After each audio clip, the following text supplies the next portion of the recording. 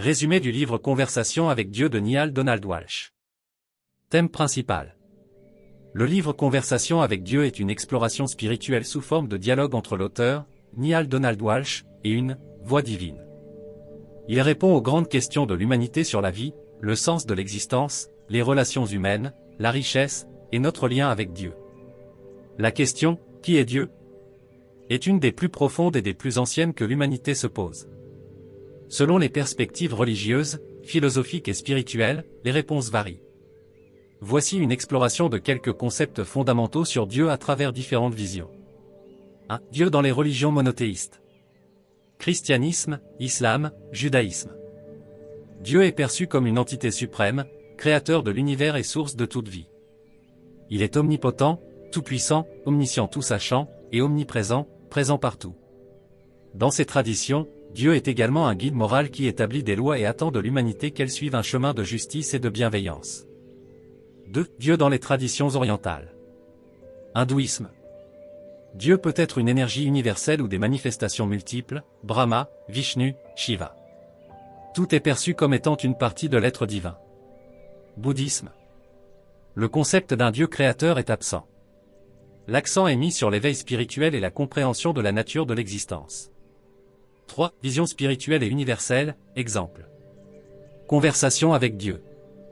Dieu est vu comme une énergie ou une conscience universelle, présente en chaque individu. Cette vision met l'accent sur l'amour, la liberté et la co-création. Dieu n'est pas une figure jugeante mais une source d'inspiration, une force qui veut que chaque être atteigne son plein potentiel.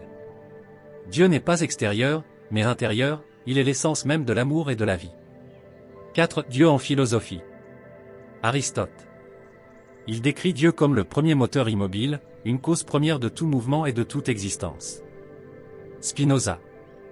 Dieu est l'univers lui-même, une force immanente. Ce concept est appelé panthéisme, où Dieu et la nature sont une seule et même chose. 5. Dieu et la science. Certains scientifiques et philosophes modernes considèrent Dieu comme une hypothèse cosmique. Pour eux, Dieu pourrait être la loi universelle qui régit l'univers ou une intelligence à l'origine du Big Bang. 6. Dieu et expérience personnelle. Pour beaucoup, Dieu est une expérience personnelle et intime, vécue à travers la prière, la méditation, les synchronicités ou des moments de transcendance. Dieu peut être un sentiment d'unité avec l'univers ou une voix intérieure qui guide. Synthèse. Dieu, qui est-il? Dieu peut être décrit comme 1. Le créateur de tout ce qui existe. 2. Une force d'amour et d'unité. 3. Une essence spirituelle présente en tout être vivant.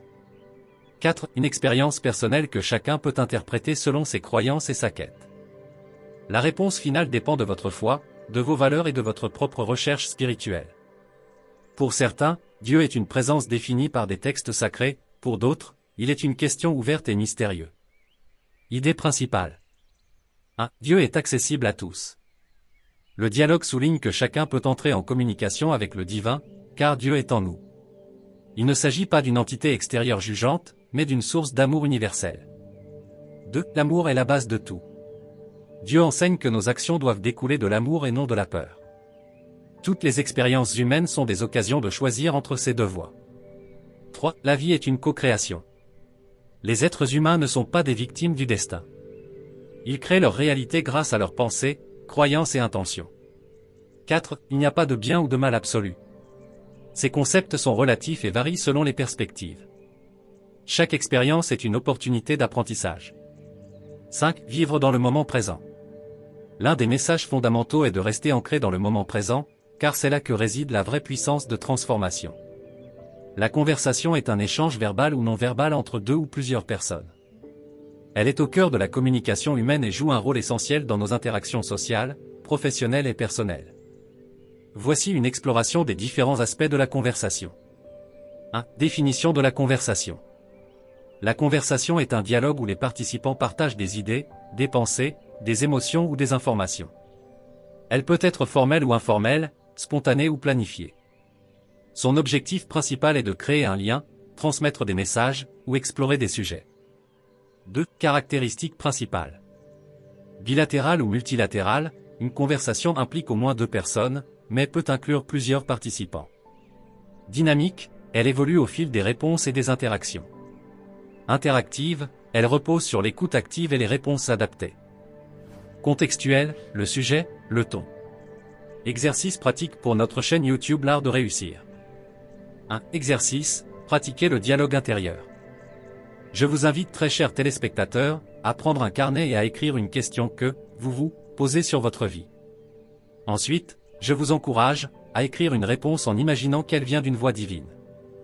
Objectif, développer votre intuition et votre connexion avec vous-même. 2. Exercice, remplacer la peur par l'amour. Je vous demande très chers téléspectateurs, d'identifier une situation où vous agissez par peur, peur de l'échec, peur du jugement, etc. Ensuite, je vous invite à reformuler votre action en vous demandant « Comment puis-je agir par amour dans cette situation ?» Objectif, prendre des décisions plus alignées avec leurs valeurs profondes.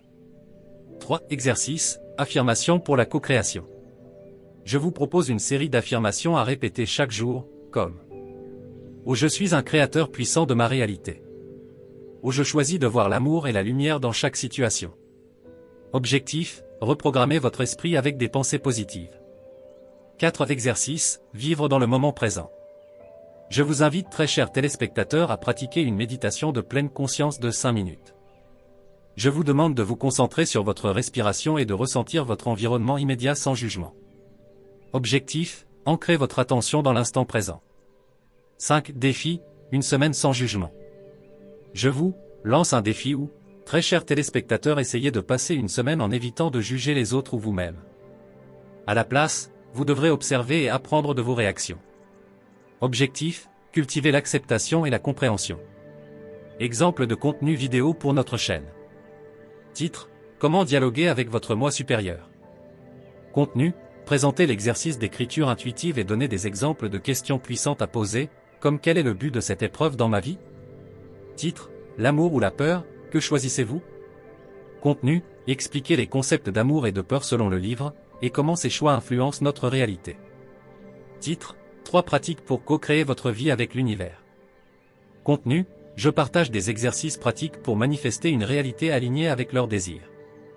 Ces outils nous permettront de traduire les enseignements de conversation avec Dieu en actions concrètes pour vous, très chers téléspectateurs. Cette vidéo vous a inspiré, veuillez l'aimer et vous abonner à la chaîne L'Art de réussir pour recevoir nos prochaines notifications de nouvelles vidéos plus intéressantes.